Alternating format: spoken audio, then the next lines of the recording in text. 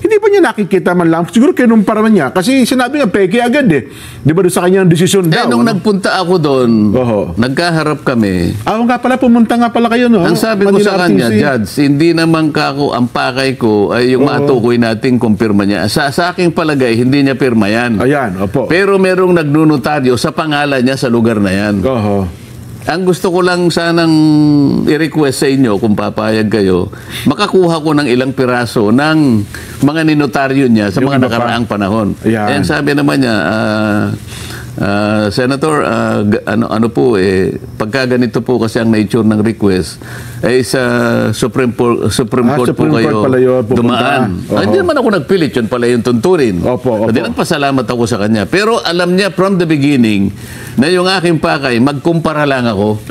Kasi maring hindi niya nga pirma yun. Pero pumayag siya na isang tao ang pipirma para sa kanya. Yan ang katotohanan dyan. At sa sandaling ma-establish ko yan, at talagang gagawin ko yan, ngayon pa lang, hindi kita tinatakot, Atty. Espera, may kalalagyan ka.